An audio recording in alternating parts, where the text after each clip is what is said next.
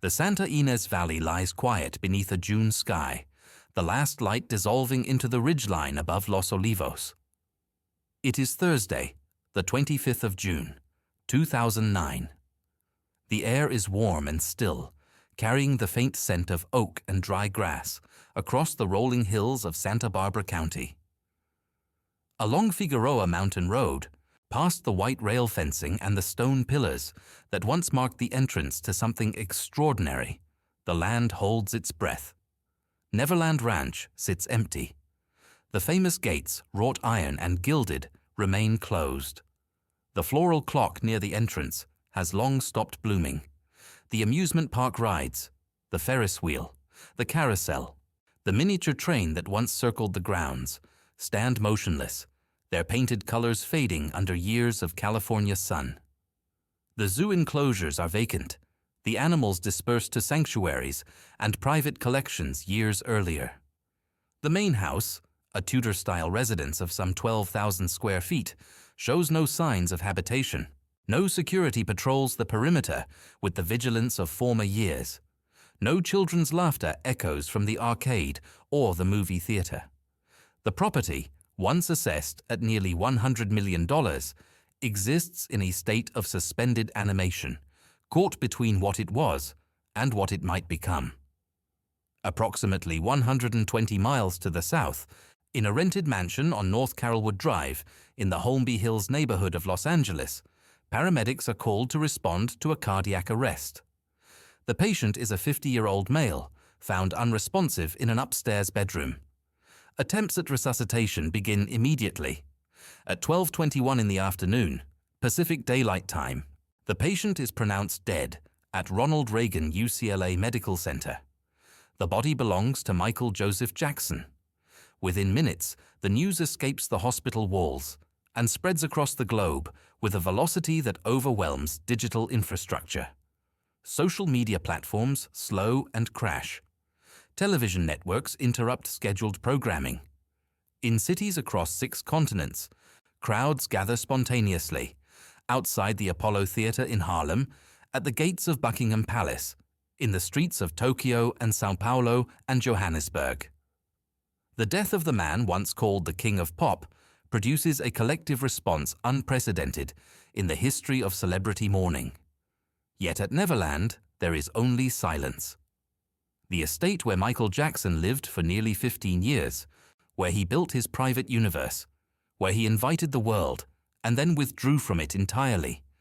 This place learns of its creator's death the same way everyone else does, through radio signals and television broadcasts, through the voices of strangers discussing a man who once walked these grounds in the early morning hours, alone, watching the sunrise over his personal kingdom.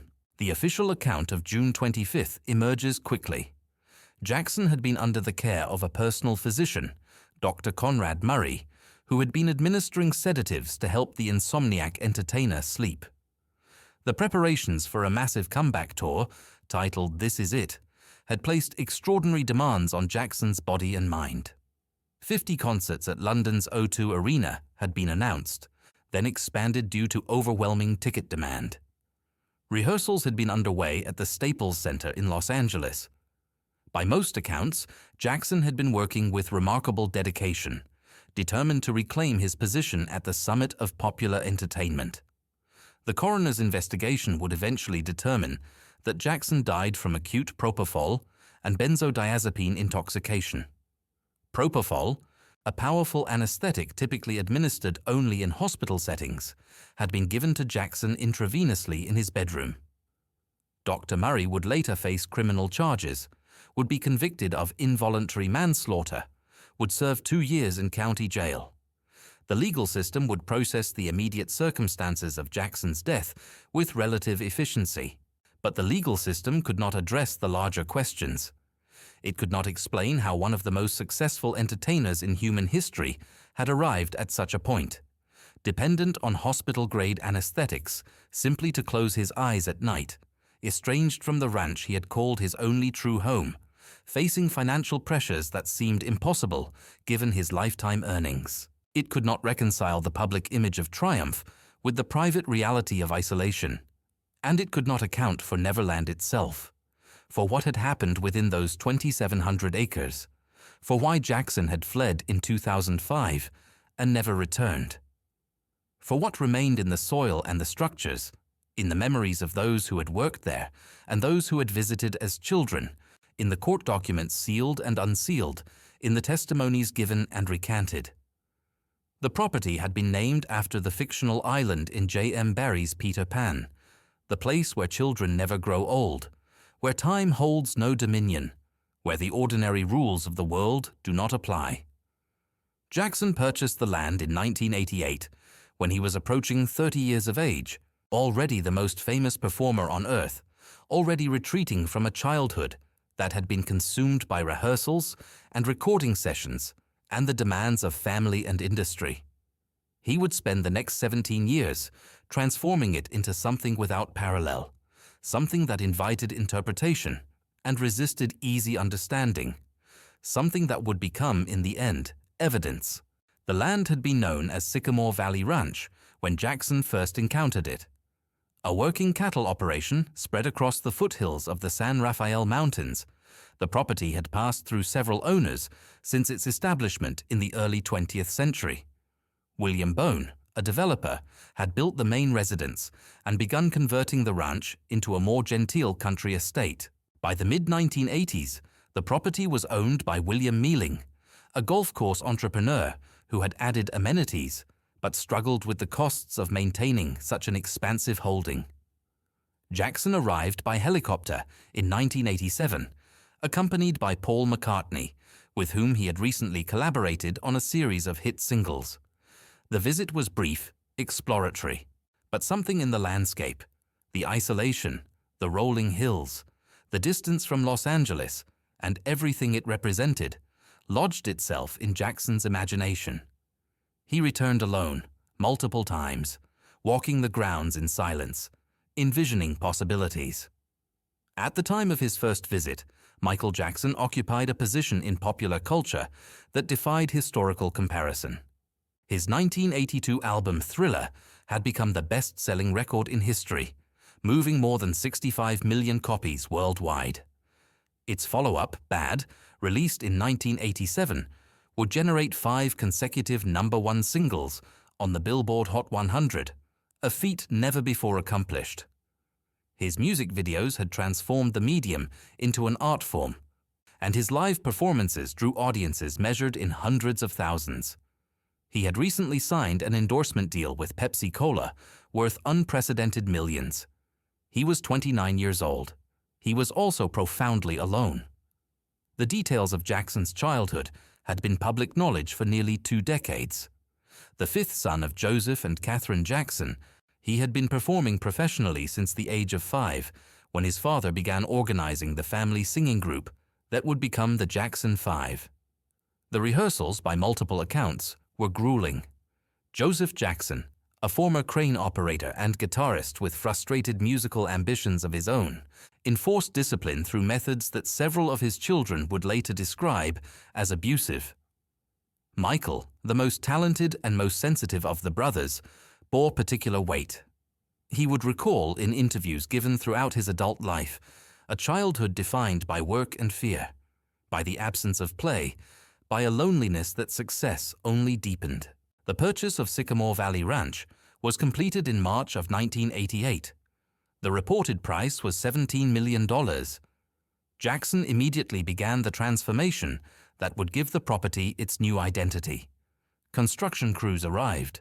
Architects submitted plans. The vision was unprecedented. A private amusement park, a zoo, a movie theater, gardens and guest houses and a fire station, all contained within a secure perimeter, all designed according to specifications that existed only in Jackson's mind. The name came naturally. Peter Pan had been Jackson's favorite story since childhood. He spoke of it often, with an earnestness that interviewers sometimes found unsettling in a grown man. The boy who refused to grow up, who escaped to a magical island where childhood never ended, who battled pirates and flew through starlit skies. This figure represented something essential to Jackson, something he believed he understood better than most people could comprehend. Neverland Ranch opened its gates, selectively, beginning in the early 1990s.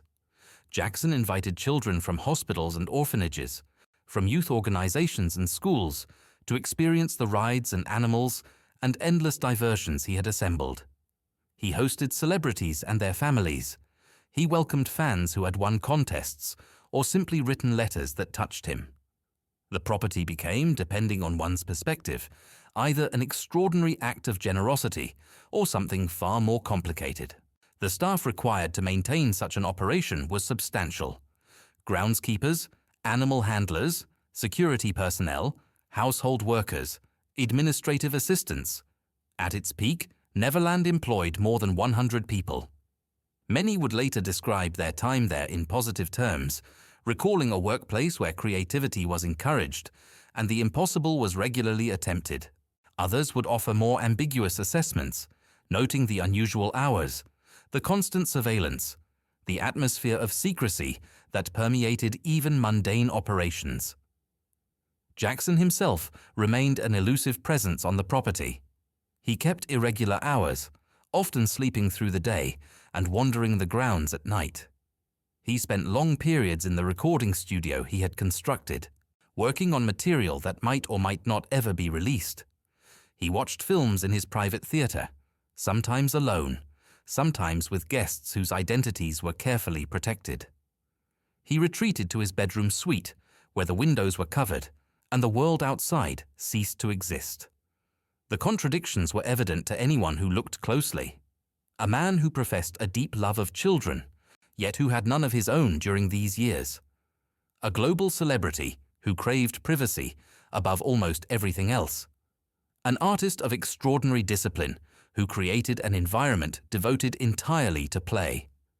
A figure who invited the world to witness his fantasy, then grew resentful when that world began asking questions. By the early 1990s, the questions had begun. The boy's name was Jordan Chandler.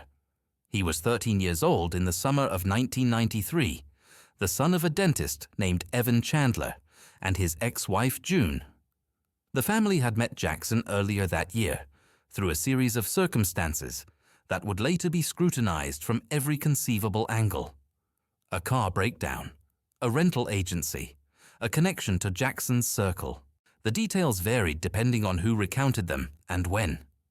What remained consistent was that Jackson and the boy developed a friendship. Jordan visited Neverland multiple times. He accompanied Jackson on trips, including an excursion to Monaco.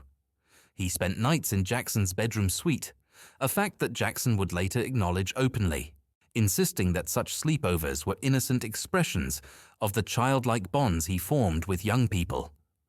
The boy's mother approved of the relationship initially, seeing in Jackson a generous mentor for her son. The boy's father grew suspicious. In August of 1993, Evan Chandler reported to authorities that his son had been sexually abused by Michael Jackson. The Los Angeles Police Department and the Santa Barbara County Sheriff's Office launched investigations. Search warrants were executed at Neverland Ranch and at Jackson's Century City condominium. Investigators photographed Jackson's body, seeking to corroborate specific details the boy had allegedly provided. The district attorneys of 2 counties convened grand juries to consider criminal charges. The world watched with a mixture of fascination and horror. Jackson, who had been on tour in Asia when the allegations became public, appeared increasingly frail and disoriented. In November, he cancelled the remaining dates of his Dangerous World Tour, citing addiction to painkillers that he attributed to the stress of the accusations. He entered a rehabilitation facility in Europe. His public statements, issued through attorneys and spokespersons, proclaimed his absolute innocence. Neverland itself became a crime scene, at least temporarily. Deputies catalogued the contents of Jackson's private spaces, the books, the photographs, the artwork, the security recordings. They interviewed current and former employees. They sought patterns, evidence, corroboration. What they found, or failed to find, would remain subjects of dispute for decades. In January of 1994, before any criminal charges were filed, the Chandler family reached a civil settlement with Jackson. The reported amount was approximately $23 million, though the exact figure and terms remained confidential. Jordan Chandler subsequently declined to testify before the grand juries, and without his cooperation, prosecutors determined they could not proceed. The criminal investigation was suspended, though not formally closed. Jackson's defenders pointed to the settlement as evidence of extortion, a father exploiting his son's connection to a wealthy celebrity. They noted that Evan Chandler had been recorded discussing a financial demands before filing any police report. They emphasized the lack of criminal charges, the absence of a trial, the presumption of innocence that the American legal system supposedly guaranteed. Jackson's critics drew different conclusions. They questioned why an innocent man would pay such an extraordinary sum to make allegations disappear. They noted that the settlement included provisions preventing the family from discussing the case, effectively purchasing their silence. They wondered what the photographs of Jackson's body had revealed, and why this evidence had not been sufficient for prosecution. The truth, as is often the case, resisted simple formulations. The legal system had produced an outcome without producing clarity. Jackson remained free, uncharged, officially innocent. But something had shifted irrevocably. The narrative surrounding Neverland could no longer be controlled. Jackson retreated from public life for much of 1994, though he continued working on new music. In November of that year, he married Lisa Marie Presley, the daughter of Elvis, in a ceremony in the Dominican Republic. The union surprised many observers, given Jackson's previous lack of public romantic relationships. Skeptics suggested the marriage was designed to rehabilitate his image, to present him as a conventional adult, rather than an eccentric man-child, whose closest companions were other people's sons. Supporters insisted the relationship was genuine, pointing to the obvious affection the couple displayed in their few joint public appearances. The marriage lasted less than 2 years.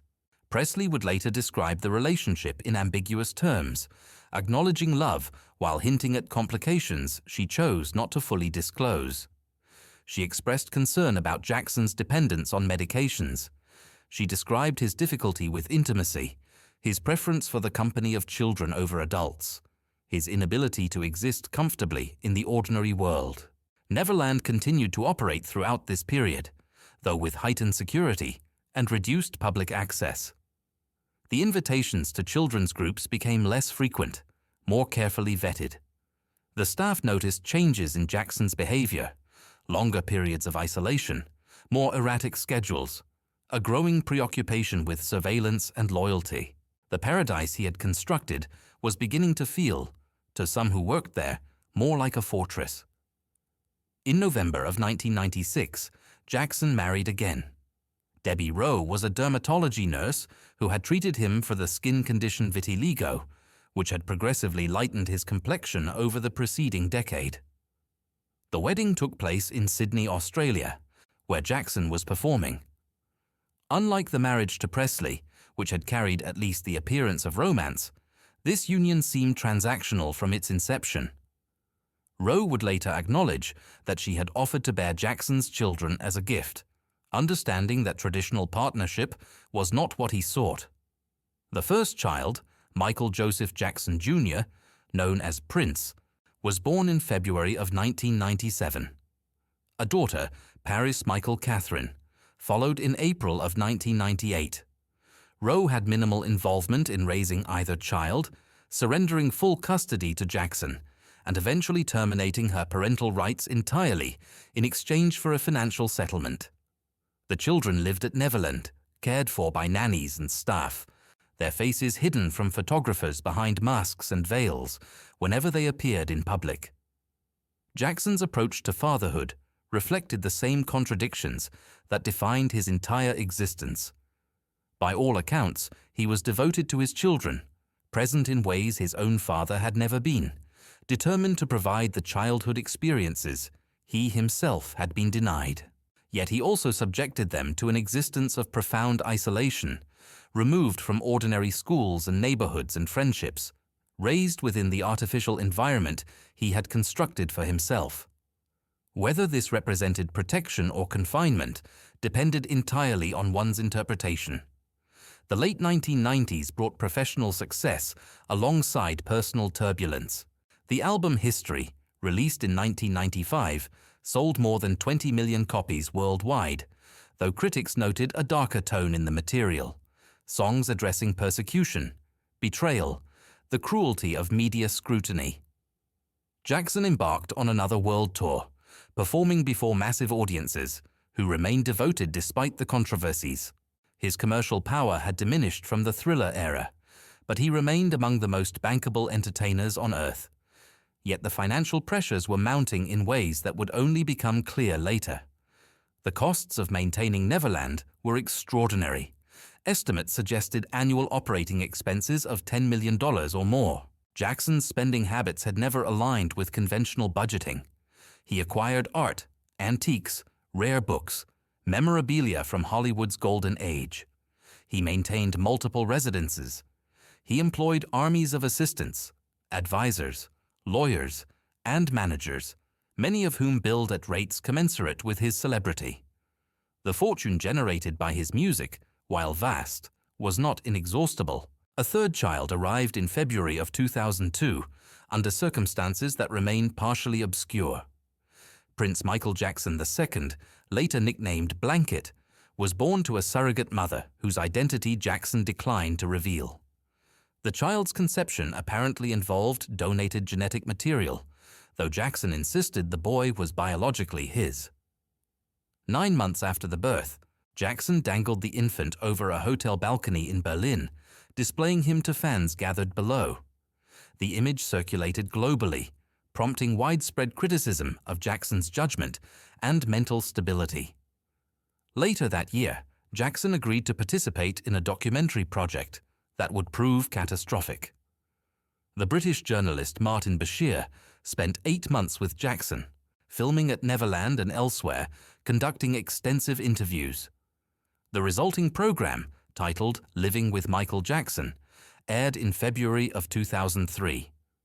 Bashir's approach combined apparent sympathy with subtle prosecution. He allowed Jackson to speak at length about his childhood, his artistry, his philosophy of life. He also captured moments that struck many viewers as deeply troubling. The most damaging sequence involved a 13-year-old cancer survivor named Gavin Arvizo, who appeared alongside Jackson, holding hands. Jackson explained, with what seemed like genuine bewilderment at the need for explanation, that he still welcomed children to sleep in his bedroom. He saw nothing inappropriate in this practice. He could not understand why others insisted on sexualizing what he experienced as innocent connection. The broadcast drew an audience of nearly 40 million viewers. Within weeks, the Santa Barbara County District Attorney's Office had opened a new investigation. In November of 2003, approximately 70 sheriff's deputies executed a search warrant at Neverland Ranch. Jackson was in Las Vegas at the time, filming a music video. He returned to California to face arrest, submitting to booking at the Santa Barbara County Jail. The mugshot showed a gaunt face, eyes hollow, expression unreadable. Bail was set at $3 million. The charges, when formally filed, included multiple counts of child molestation, conspiracy, and administering alcohol to a minor. The alleged victim was Gavin Arvizo, the same boy who had appeared in the Bashir documentary, whose family now claimed that Jackson had abused him during visits to Neverland following the broadcast. The trial began on January 31, 2005, in the Santa Barbara County Superior Courthouse in Santa Maria. Judge Rodney Melville presided. The lead prosecutor was Thomas Sneddon, the district attorney who had investigated Jackson a decade earlier during the Chandler allegations and who had never fully accepted the outcome of that case. The defense team was led by Thomas Mesereau, a veteran criminal attorney known for his work on high-profile cases. The proceedings lasted nearly 5 months, generating daily coverage from media organizations around the world. Reporters occupied an entire building adjacent to the courthouse, their satellite trucks lining the streets, their cameras capturing every arrival and departure. Fans maintained a constant vigil outside, some having traveled from distant countries to demonstrate their support. The atmosphere combined elements of carnival and inquisition, a spectacle that seemed to confirm everything Jackson had ever claimed about persecution, while simultaneously raising questions about what required such elaborate defense. The prosecution's case rested primarily on the testimony of the Arvizo family. Gavin, now 15, described incidents of molestation that he said occurred in Jackson's bedroom at Neverland in early 2003.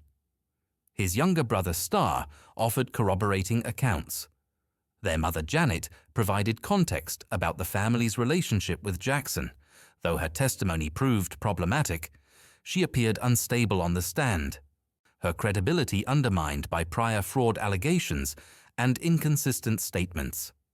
The defense attacked relentlessly. Mesero portrayed the Arvizos as serial grifters who had previously extracted money from other celebrities through false accusations. He introduced evidence of the family's history, their pattern of deception, their financial motivations. He called witnesses who contradicted specific claims about timing and opportunity. He suggested that the charges had been fabricated after the Bashir documentary made the family realize Jackson's vulnerability. Beyond the immediate allegations, the trial became a referendum on Jackson's entire existence. Prosecutors introduced testimony from previous Neverland employees who described suspicious behavior, alarm systems designed to warn of approaching adults, locked rooms, inappropriate interactions with young visitors. They called witnesses connected to the 1993 investigation, attempting to establish a pattern of conduct, even though those earlier allegations had never resulted in charges. The defense countered with character witnesses who described Jackson's kindness, his generosity, his genuine love of children untainted by predatory intent. They emphasized the absence of physical evidence, the lack of any corroborating forensic findings, despite exhaustive searches of the Neverland property. They reminded the jury that allegations are not proof, that suspicion is not guilt, that the presumption of innocence exists precisely for moments when public opinion has already rendered its verdict. Jackson himself attended nearly every session, arriving in increasingly elaborate vehicles, his appearance shifting as the weeks progressed. He seemed at times fragile, at times defiant. On one occasion, he appeared in pajama bottoms, having come directly from a hospital visit for back pain. The image reinforced competing narratives, either a man broken by unjust persecution or a manipulator performing vulnerability for sympathetic jurors. On June 13, 2005, the jury returned its verdicts, not guilty on all 14 counts. Jackson showed little visible reaction in the courtroom. Outside, his supporters erupted in celebration, releasing white doves into the California sky. Sneddon, the prosecutor who had pursued Jackson across 2 decades, faced cameras with the tight expression of a man absorbing professional defeat. Jackson returned to Neverland that evening. He would never spend another night there. Within weeks, he had left the country entirely. The ranch that had been his sanctuary, his creation, his identity made physical, had become unbearable.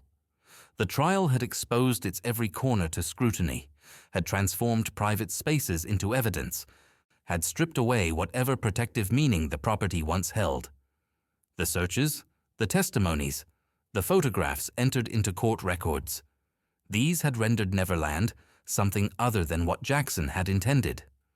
The place where childhood never ended had become the place where his own mythology collapsed. He traveled first to Bahrain, accepting the hospitality of Sheikh Abdullah, a son of that nation's king. The arrangement provided seclusion and financial support, though it would later generate litigation when the relationship soured. He spent time in Ireland, in France, in various locations across Europe and the Middle East. His children accompanied him, educated by private tutors, shielded from the ordinary world even more completely than before. Neverland entered a state of decline. The staff was reduced to a skeleton crew. The animals were relocated. The rides stood idle, their mechanisms deteriorating from disuse. The grounds, once manicured to exacting standards, began showing signs of neglect. Creditors circled, aware that Jackson's finances had been devastated by legal fees and years of expenditure exceeding income. The property faced foreclosure proceedings in 2008, narrowly averted through a refinancing arrangement that transferred partial ownership to an investment company. Jackson never explained his abandonment in direct terms. In the few interviews he granted during his exile years, he spoke of Neverland with a mixture of love and pain.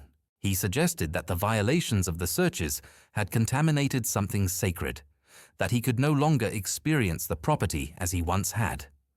The ranch had been built to embody innocence, and innocence, once questioned in such specific and public terms, could not be restored through any act of will. The exile years produced little music and no public performances. Jackson remained a ghost, glimpsed occasionally in photographs taken by paparazzi who tracked his movements across continents, but absent from the cultural landscape he had once dominated. He granted a handful of interviews, attended infrequent events, issued periodic statements through representatives. The machinery of celebrity that had surrounded him for 4 decades continued to operate, but its subject had withdrawn into a privacy more complete than anything Neverland had ever provided. His finances deteriorated steadily. The catalogue of Beatles songs he had purchased in 1985, once valued at nearly $1 billion, had been partially leveraged against mounting debts. Neverland itself served as collateral for loans that multiplied as interest compounded. Legal disputes consumed resources. The Bahraini prince sued for breach of contract. Former business associates filed claims. The costs of maintaining even a reduced lifestyle exceeded what his diminished income could support. Estimates of his total debt ranged from $200 million to $400 million, though the precise figure remained obscured by the complexity of his corporate structures. The children grew older in this transient existence. Prince, Paris, and Blanket experienced a childhood defined by hotel suites and rented estates, by constant relocation and the absence of stable community. Their father remained their primary companion, their teacher, their connection to a world that viewed their family with inexhaustible curiosity. Whether this constituted devotion or dysfunction, protection or harm, remained as ambiguous as everything else in Jackson's life. By 2008, the financial pressures had become acute. The investment company that had rescued Neverland from foreclosure now held significant control over Jackson's most valuable assets. His options were narrowing. The notion of a comeback, discussed periodically for years, began taking concrete form. A series of concerts, properly executed, could generate the revenue necessary to resolve his debts while re-establishing his commercial viability. The risk was substantial. He had not performed a full concert in more than a decade, and his physical condition was uncertain, but the alternative was continued decline toward bankruptcy. In March of 2009, Jackson appeared at a press conference in London to announce what he called the final curtain call. 50 concerts at the O2 Arena, beginning that July, extending into the following year. The shows sold out almost immediately, generating more than $85 million in ticket revenue. The demand exceeded all projections, prompting discussions of additional dates. Whatever doubts existed about Jackson's relevance evaporated in the face of such numbers. Rehearsals began at the Staples Center in Los Angeles that spring. By most accounts, Jackson approached the work with seriousness, collaborating with choreographers and musicians, refining performances of his classic material. Video footage from these sessions, later compiled into a documentary film, showed an artist still capable of the precision and charisma that had defined his career. He appeared thinner than in previous eras, his movements occasionally tentative, but the essential talent remained evident. Yet those closest to the production observed troubling signs. Jackson's weight fluctuated dramatically. He complained of difficulty sleeping, a chronic condition that had worsened over the years. He cancelled rehearsals without explanation, prompting concern from the concert promoters who had invested heavily in the venture. His physician, Conrad Murray, had been hired specifically to address his health needs, traveling with him constantly, administering treatments whose nature remained private. The relationship between Jackson and Murray had begun the previous year. Murray, a cardiologist with practices in Las Vegas and Houston, had treated Jackson during an earlier project and had subsequently been retained as personal physician at a reported salary of $150,000 per month. The arrangement placed Murray in an unusual position, financially dependent on a single patient whose demands were not easily refused, professionally isolated from the oversight that hospital settings typically provide. What transpired in the bedroom of the Carrollwood Drive mansion during the nights of June 2009 emerged through subsequent investigation and trial testimony. Jackson could not sleep. The insomnia that had plagued him for years had intensified under the pressure of the approaching concerts. Murray administered various sedatives, lorazepam, midazolam, without success. Eventually, he turned to propofol, the surgical anesthetic that Jackson apparently requested by its colloquial name, milk, referring to its white appearance. Propofol induces unconsciousness rapidly and completely. It is not sleep in any natural sense, but rather a pharmaceutical void, an absence of awareness that mimics rest without providing its restorative benefits. Administered properly in clinical settings, with appropriate monitoring equipment and trained personnel prepared to manage respiratory complications, it serves legitimate medical purposes. Administered in a bedroom, by a single physician without adequate monitoring, to a patient whose tolerance had been built through repeated use, it became something else entirely. On the night of June 24th, Murray gave Jackson propofol after the other sedatives failed. Jackson finally achieved unconsciousness. Murray, by his own account, left the bedside briefly. When he returned, Jackson was not breathing. The attempts at resuscitation continued for more than an hour. Murray administered CPR, though later analysis suggested his technique was compromised by the soft surface of the bed. He delayed calling emergency services, a gap of approximately 20 minutes that would feature prominently in subsequent legal proceedings.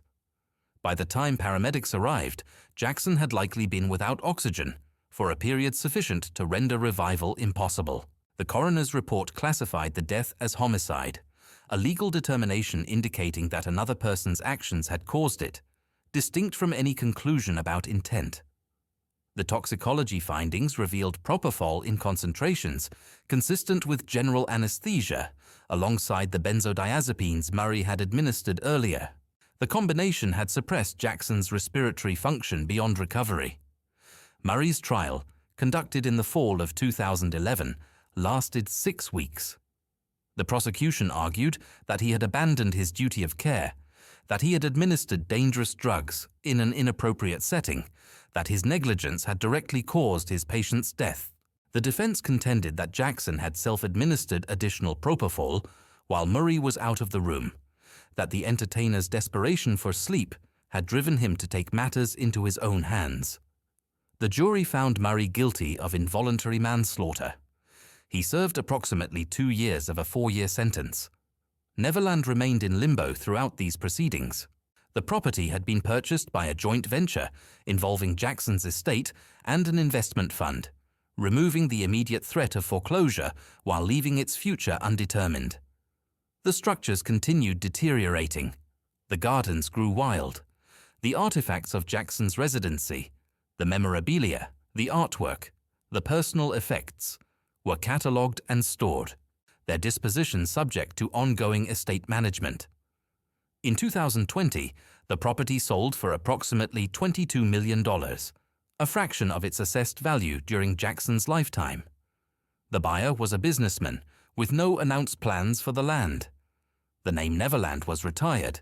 The property reverted to its original designation, Sycamore Valley Ranch. The rebranding represented an attempt to sever the land from its history, to offer future owners an estate unburdened by association. Whether such severance is possible remains unclear. The accusations against Jackson did not end with his death. In 2019, a documentary titled Leaving Neverland presented testimony from two men who claimed they had been abused by Jackson as children, their accounts detailed and disturbing. The Jackson estate disputed the allegations vigorously, noting inconsistencies and financial motivations. Public opinion fractured along familiar lines, believers and doubters, each certain of their conclusions. The land itself offers no testimony. The oak trees that shade the valley witnessed whatever occurred within the structures, now fallen silent. The hills that provided seclusion maintain their discretion. The gates that once welcomed children from hospitals and orphanages, from broken homes and ordinary ones, stand closed against interpretation. What remains is absence. The absence of resolution, of definitive truth, of any narrative that satisfies entirely. A man built a private world, invited others into it, and left behind questions that cannot be answered because the only person who could answer them is gone. The estate exists as geography now, acres and structures, market value and property lines. The mythology has dispersed into the air above the Santa Ynez Valley, carried by winds that touch the ridgeline and move on, indifferent to what happened below.